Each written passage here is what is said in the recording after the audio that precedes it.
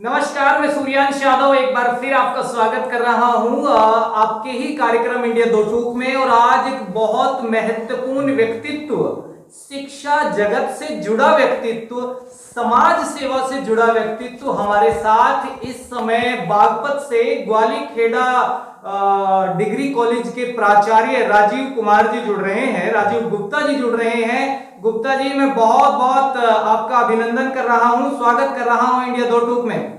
नमस्कार सूर्यांश जी, आपका स्वागत है। वैसे तो आप शिक्षा से जुड़े हुए एक व्यक्तित्व हैं, लेकिन मेरा हमेशा ये प्रयास रहता है कि जो पहला आरोप आप पे लोग लगा रहे हैं वो मैं दो टूक आप पे लगा दूं।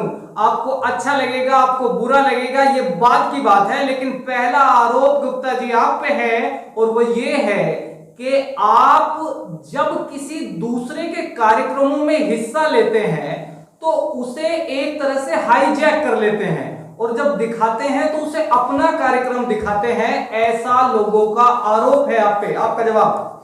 सूर्यांश जी, बहुत अच्छा सवाल है आपका। हमें जो कार्यक्रम में अपने बुलाते हैं या हम किसी कार्यक्रम में जाते हैं, वहां जाने के बाद हमें प्रतीत होता है कि ये कार्यक्रम उसका भी है, हमारा भी है। इसलिए यदि हम उस कार्यक्रम को कहीं समाज के बीच में ये दिखाते हैं कि ये कार्यक्रम हमारा है या फिर ये एहसास कराते हैं कि ये कार्यक्रम हमने किया है, तो मेरे विचार से तो सही है। बाकी आरोप लगाने का काम तो देखो समाज का है, समाज को अधिकार है। मैं सबके आरोपों का स्वागत करता हूँ। आप शिक्षा व्यवस्था से जुड़ी हुई एक विभूति हैं। जब मैं आपसे बात कर रहा हूं तो कहीं ना कहीं शिक्षा देश की रीढ़ है।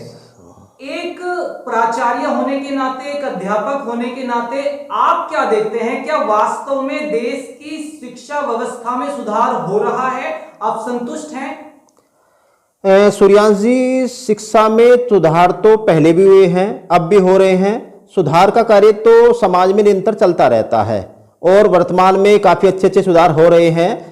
हमारी सबकी एक नैतिक जिम्मेदारी बनती है कि शिक्षा के क्षेत्र में जो अच्छे सुधार हो रहे हैं उनमें अपना सहयोग करें, योगदान दें, तभी आगे और सुधार हो सकते हैं।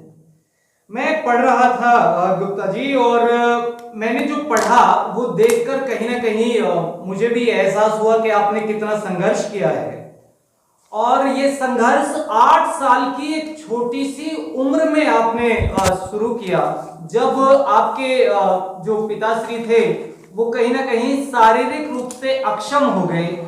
कितने संघर्ष भरा रहा है आपका ये जीवन। आपने बीएड किया है, आपने एमएड किया है, आपने पीएचडी किया है, लेकिन 8 साल का बच्चा संघर्षों में कूद पड़ा। क्या है ये सब?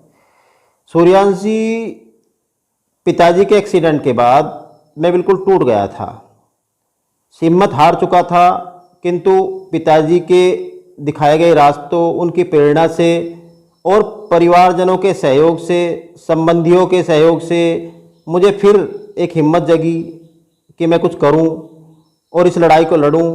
उस लड़ाई को लड़ने के लिए मैंने शिक्षा के क्षेत्र को चुना। आज समाज के सामने है कि मैं कहाँ हूँ, ये आप देख सकते हैं। इसकी मुझे बताने की शायद आवश्यकता नहीं है। बहुत बहुत अच्छे विचार भी हैं आपके, और आप अपनी सफलता का श्रेय भी औरों को देते हैं, ये आपका बड़प्पन है। मैं पढ़ रहा था, आप जो वैश्य समाज की एक क्रांतिकारी समिति है, महाराजा अग्रसेन सेवा समिति, उसके प्रदेश अध्यक्ष भी हैं। और आपने एक लक्ष्य बनाया है इस साल कि हम जो है प्रदेश में लगभग 5100 पौधे रोपित कराएंगे, यानी कि वृक्षारोपण का जो क्षेत्र है उसमें भी आप पीछे दिखाई नहीं देते। ये वृक्षारोपण का रोग कहां से लग गया आपको? सूर्यांश जी, बड़ा अच्छा सवाल है। समय के अनुसार वृक्षारोपण की अगर बात करूं तो बचपन से ही मुझे शौक रहा है वृक्षारोपण का। बचपन में भी मैं पौधे लगाया करता था, लेकिन वक्त को देखते हुए आज का जो समय है, पर्यावरण प्रदूषित होता जा रहा है, उसको देखते हुए हमने इसे बहुत विस्तृत कर दिया है और अपने संगठन को इस कार्य के लिए लगा दिया है कि हम अधिक से अधिक वृक्ष लगाएं। बात 5100 की नहीं है, फिलहाल तो हमने 5100 का लक्ष्य रखा है, किंतु हमारा वृक्षारोपण का कार्य निरंतर चलता रहेगा। इसके लिए हमें ना तो किसी श्रेय की जरूरत है, ना किसी समाचार पत्र में अखबारबाजी की जरूरत है। हम तो चाहते हैं कि हर व्यक्ति एक दूसरे से प्रेरणा लेकर वृक्षारोपण का कार्य आगे बढ़ाएं, जिससे पर्यावरण प्रदूषित होने से बच सके। बिल्कुल बिल्कुल, बहुत सही बात है और बहुत सही टिप्पणी आपने की। हम एक दूसरे को देखकर कहीं ना कहीं प्रेरित भी होते हैं और होना चाहिए। पर्यावरण आज हम सबकी एक आवश्यकता है, उसे बचाना चाहिए।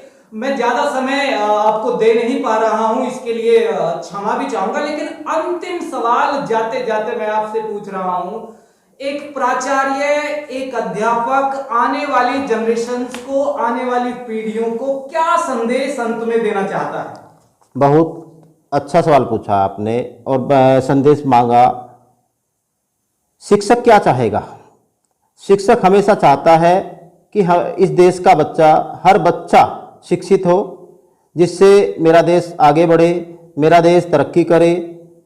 बस मेरा तो यही एक उद्देश्य है कि मैं जितने ज़्यादा से ज़्यादा बच्चों को शिक्षित कर पाऊँ, तभी मेरा लक्ष्य पूरा हो सकता है। बहुत बहुत धन्यवाद आपका, और ऐसी व्यक्तित्व से मिलना हमारा भी सौभाग्य है। तो इंडिया दो टूक की तरफ से, व्यक्तिगत रूप से मेरी तरफ से आपको, आपकी संस्था को बहुत बहुत शुभकामनाएं राजीव जी। धन्यवाद।